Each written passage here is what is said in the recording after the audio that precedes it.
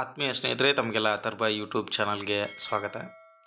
ಸ್ನೇಹಿತರೆ, ಇಂದಿನ ಈ ಒಂದು ತರಗತಿಯಲ್ಲಿ ನಾವು ಆಧುನಿಕ ಭಾಷಾ ವಿಜ್ಞಾನದಲ್ಲಿ ಬರುವಂತಹ ಕೆಲವೊಂದಿಷ್ಟು ಪ್ರಮುಖವಾದಂತಹ ತತ್ವಗಳನ್ನು, ಧ್ವನಿಶಾಸ್ತ್ರ ಆಗಿರ್ಬೋದು, ಅದೇ ರೀತಿ ಧ್ವನಿಮಾ, ನೆಕ್ಸ್ಟು ಆಕೃತಿಮಾಗೆ ಸಂಬಂಧಪಟ್ಟಂತಹ ಕೆಲವೊಂದಿಷ್ಟು ಪ್ರಮುಖವಾದ ವಿಚಾರಗಳನ್ನು ಚರ್ಚೆ ಮಾಡ್ತಾ ಹೋಗೋಣ. ಪರೀಕ್ಷಾ ದೃಷ್ಟಿಯಿಂದ ಎಷ್ಟು ಮುಖ್ಯವಾದಂತಹ ಅಂಶಗಳು ಬೇಕೋ ಅಷ್ಟನ್ನು ಮಾತ್ರ ಈ ತರಗತಿಯಲ್ಲಿ ನಾನು ಚರ್ಚೆ ಮಾಡ್ತಾ ಹೋಗ್ತೀನಿ. ತರಗತಿ ನಿಮಗೇನಾದರೂ ಇಷ್ಟ ಆದರೆ ಲೈಕ್ ಕೊಡಿ. ಅದೇ ರೀತಿ ಯಾರಾದರೂ ಮೊದಲ ಬಾರಿಗೆ ನೋಡ್ತಾ ಇದ್ದರೆ ಸಬ್ಸ್ಕ್ರೈಬ್ ಮಾಡೋದನ್ನು ಮರಿಬೇಡಿ ಸ್ನೇಹಿತರೆ.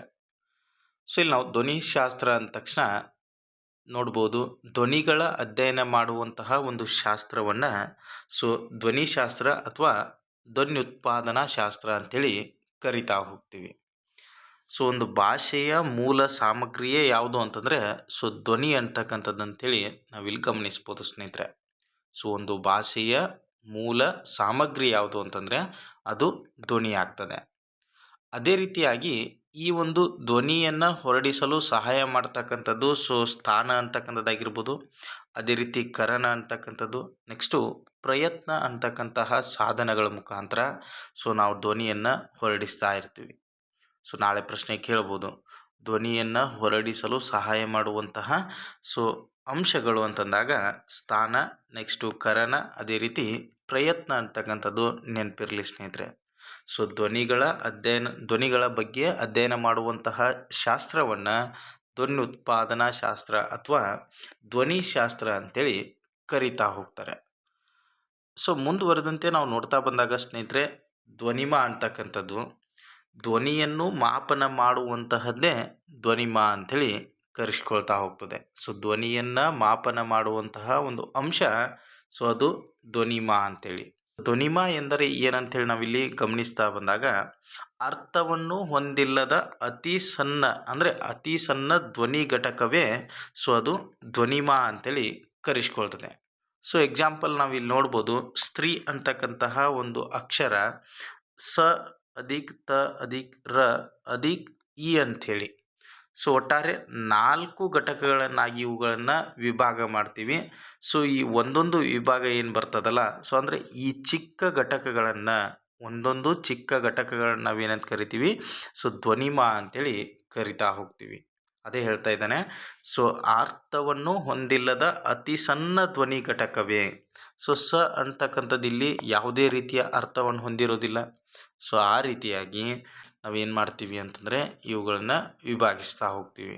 ಹಾಗಾಗಿ ಇಲ್ಲಿ ನಾವು ಅರ್ಥವನ್ನು ಹೊಂದಿಲ್ಲದ ಅತಿ ಸಣ್ಣ ಧ್ವನಿ ಘಟಕವನ್ನು ನಾವು ಧ್ವನಿಮಾ ಅಂತೇಳಿ ಕರಿಬೋದು ಸ್ನೇಹಿತರೆ.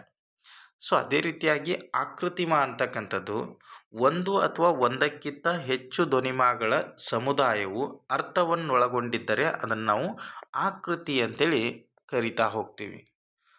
ಒಂದು ಅಥವಾ ಒಂದಕ್ಕಿಂತ ಹೆಚ್ಚು ಧ್ವನಿಮಾಗಳ ಸಮುದಾಯವು ಅರ್ಥವನ್ನು ಒಳಗೊಂಡಿದ್ದರೆ ಯಾವ ರೀತಿ, ಇಲ್ಲಿ ಆಡು ಅಂತಕ್ಕಂತಹ ಒಂದು ಪದವನ್ನು ಕೊಟ್ಟಿದ್ದಾರೆ.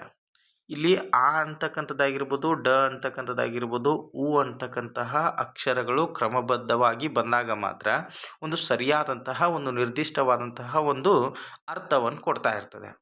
ಅದೇ ನಾವು ಈ ಸರಿಯಾದ ಕ್ರಮದಲ್ಲಿ ಬರೆಯದೆ ಡ ಉ ಆ ಅಂಥೇಳಿ ಬರೆದು ಅಥವಾ ಉ ಡ ಆ ಅಂತಕ್ಕಂತಹ ಅಕ್ಷರಗಳನ್ನು ಬರೆದಾಗ ಯಾವುದೇ ರೀತಿಯ ಅರ್ಥ ಅಂತಕ್ಕಂಥದ್ದು ಇಲ್ಲಿ ಕೊಡೋದಿಲ್ಲ. ಅದಕ್ಕೆ ಹೇಳ್ತಾ ಇದ್ದಾನೆ, ಸಮುದಾಯವನ್ನು ಅರ್ಥವನ್ನೊಳಗೊಂಡಿದ್ದರೆ, ಒಂದು ಅಥವಾ ಒಂದಕ್ಕಿಂತ ಹೆಚ್ಚು ಅಕ್ಷರಗಳು ಕೂಡಿ ಸರಿಯಾದಂತಹ ಒಂದು ಅರ್ಥವನ್ನು ಒಳಗೊಂಡಿದ್ದರೆ ಅದನ್ನು ನಾವು ಆಕೃತಿ ಅಂತೇಳಿ ಕರಿಬೋದು. ಅರ್ಥವನ್ನು ಒಳಗೊಂಡ ಧ್ವನಿಮಾಗಳ ಸಮುದಾಯವನ್ನು ಆಕೃತಿ ಅಂತೇಳಿ ಕರಿತೀವಿ. ಅದೇ ರೀತಿ ಈ ಒಂದು ಆಕೃತಿಗೆ ಇಂಗ್ಲೀಷ್ನಲ್ಲಿ ಏನಂತಾರೆ ಅಂತಂದರೆ ಮಾರ್ಫ್ಸ್ ಅಂಥೇಳಿ ಕರಿತಾ ಹೋಗ್ತಾರೆ. ಇಂಗ್ಲೀಷ್ನಲ್ಲಿ ಆಕೃತಿಗಳಿಗೆ ಮಾರ್ಫ್ಸ್ ಅಂತಕ್ಕಂತಹ ಒಂದು ಶಬ್ದದಿಂದ ಸಂಬೋಧಿಸ್ತಕ್ಕಂಥದ್ದನ್ನು ಕೂಡ ನಾವಿಲ್ಲಿ ನೋಡ್ಬೋದು. ಆಕೃತಿಗಳ ಮೂಲ ಘಟಕಗಳಿಗೆ ನಾವು ಆಕೃತಿಮಾ ಅಂಥೇಳಿ ಕರೀತಾರೆ. ಆಕೃತಿಗಳ ಮೂಲ ಘಟಕಗಳಿಗೆ ಆಕೃತಿಮಾ ಅಂತೇಳಿ ಕರೀತಾರೆ. ಇದನ್ನು ಕೂಡ ನೆನ್ಪಿಟ್ಕೊಳ್ಳಿ ಸ್ನೇಹಿತರೆ. ಒಂದು ಭಾಷೆಯ ಅರ್ಥಪೂರ್ಣವಾದ ಅತ್ಯಂತ ಚಿಕ್ಕ ಘಟಕವೇ ಆಕೃತಿಮಾ. ಒಂದು ಭಾಷೆಯ ಅರ್ಥಪೂರ್ಣವಾದ ಅತ್ಯಂತ ಚಿಕ್ಕ ಘಟಕವೇ ಆಕೃತಿಮ ಅಂತೇಳಿ ಕರೆಸ್ಕೊಳ್ತದೆ. ಇದು ಕೂಡ ತಮಗೆ ಗೊತ್ತಿರಬೇಕಾಗ್ತದೆ. ಈ ಆಕೃತಿಮಗಳಲ್ಲಿ ಕೆಲವೊಂದಿಷ್ಟು ಪ್ರಕಾರಗಳು ಬರ್ತವೆ. ಅವುಗಳ ಬಗ್ಗೆ ನಾವು ಹೆಚ್ಚಿಗೆ ಗಮನ ಕೊಡಬೇಕಾಗ್ತದೆ. ಪರೀಕ್ಷಾ ದೃಷ್ಟಿಯಿಂದ ಈ ಆಕೃತಿಮಗಳ ಪ್ರಕಾರಗಳೇನಿದ್ದಾವಲ್ಲ ತುಂಬ ಇಂಪಾರ್ಟೆಂಟ್ ಆಗ್ತವೆ. ಪ್ರತಿ ಪ್ರಶ್ನೆ ಪತ್ರಿಕೆಯಲ್ಲಿ ಕೂಡ ಇದ್ರ ಮೇಲೆ ಒಂದು ಪ್ರಶ್ನೆ ಆಗಿರೋದನ್ನು ನಾವೆಲ್ಲ ಗಮನಿಸ್ಬೋದು ಸ್ನೇಹಿತರೆ. ಮೊದಲನೇದಾಗಿ ನಾವು ನೋಡ್ತಾ ಬಂದಾಗ ಸ್ವತಂತ್ರ ಹಾಗೂ ಬದ್ಧ ಆಕೃತಿಮ ಅಂತಕ್ಕಂಥದ್ದು, ಅದೇ ರೀತಿ ಶೂನ್ಯ ಆಕೃತಿಮ ಅಂತಕ್ಕಂಥದ್ದು, ನೆಕ್ಸ್ಟು ರಿಕ್ತ ಆಕೃತಿಮ ಅಂತೇಳಿ ಸುಮಾರು 3 ಪ್ರಕಾರಗಳನ್ನು ನಾವಿಲ್ಲಿ ಕಾಣ್ಬೋದು ಸ್ನೇಹಿತರೆ.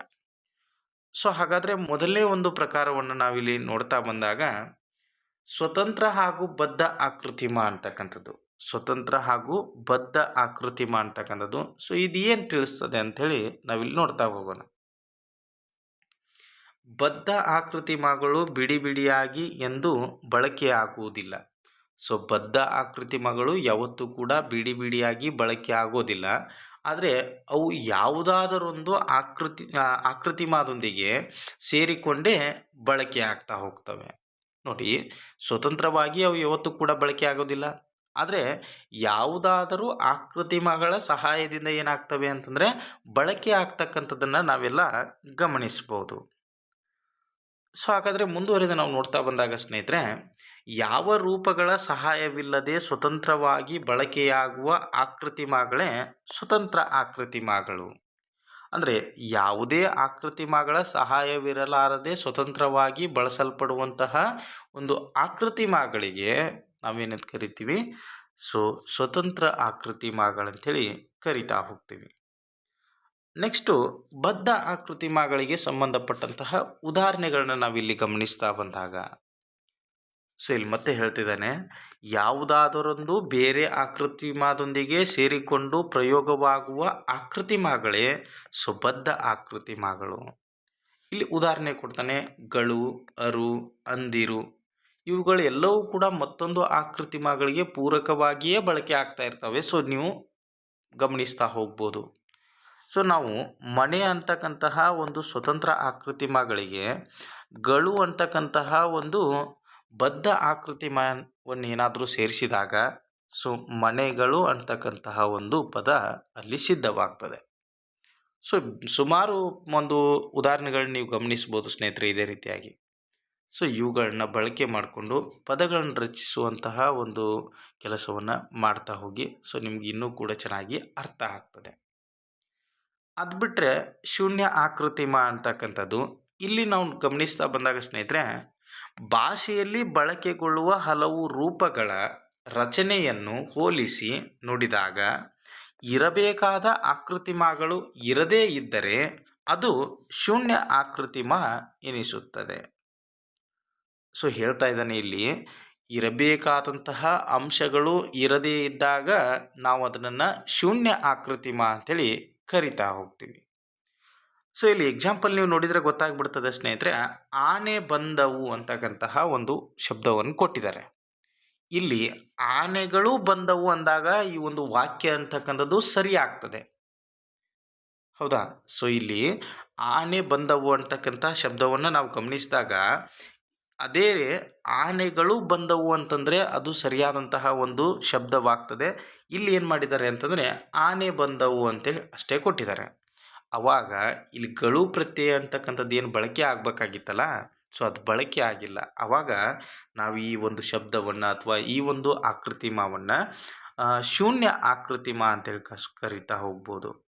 ಈ ಶೂನ್ಯ ಆಕೃತಿಮವನ್ನು ಈ ಒಂದು ಚಿಹ್ನೆಯನ್ನು ಬಳಕೆ ಮಾಡೋದ್ರ ಮುಖಾಂತರವಾಗಿ ಇದು ಶೂನ್ಯ ಆಕೃತಿಮ ಅಂತೇಳಿ ಗುರುತಿಸ್ತಾ ಹೋಗ್ತಾರೆ.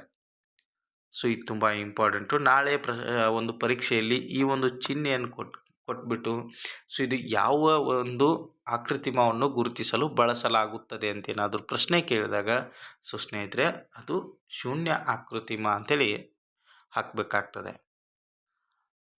ಮುಂದುವರಿದು ನಾವು ನೋಡ್ತಾ ಬಂದಾಗ ರಿಕ್ತ ಆಕೃತಿಮ ಅಂತಕ್ಕಂಥದ್ದು, ಯಾವ ಅರ್ಥವನ್ನು ಹೊಂದಿರದ ಯಾವ ಆಕೃತಿಯೂ ಇಲ್ಲದ ಭಾಷಾ ರಚನೆಯಲ್ಲಿ ವಿಶಿಷ್ಟ ಕಾರ್ಯವನ್ನು ನಿರ್ವಹಿಸುವ ರೂಪಗಳೇ.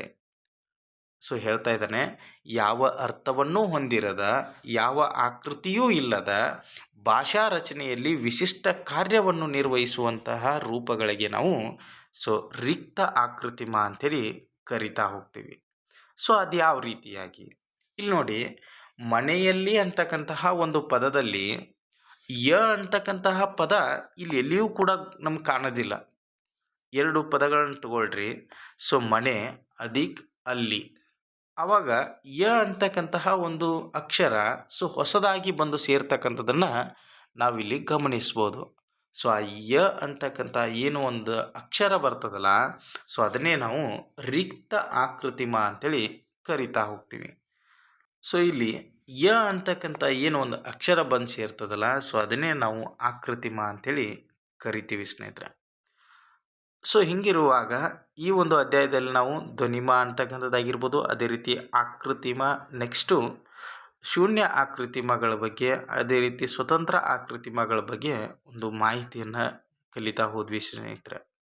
ಸೊ ಪರೀಕ್ಷಾ ದೃಷ್ಟಿಯಿಂದ ಎಷ್ಟು ಬೇಕೋ ಅಷ್ಟು ಅಂಶಗಳನ್ನು ಮಾತ್ರ ನಾವು ನೋಡ್ತಾ ಹೋಗೋಣ. ಸೊ ಇದರಲ್ಲಿ ನೀವು ಒಂದು ಈ ಭಾಷಾಶಾಸ್ತ್ರಕ್ಕೆ ಸಂಬಂಧಪಟ್ಟಂತಹ ಕೆಲವೊಂದಿಷ್ಟು ಅಂಶಗಳನ್ನು ಅರ್ಥ ಮಾಡ್ಕೊಂಡಿದ್ದೀರಿ ಅಂತ ನಾನು ಭಾವಿಸ್ತಾ ಇದ್ದೀನಿ. ಸೊ ಎಲ್ರಿಗೂ ಕೂಡ ಧನ್ಯವಾದಗಳು ಸ್ನೇಹಿತರೆ.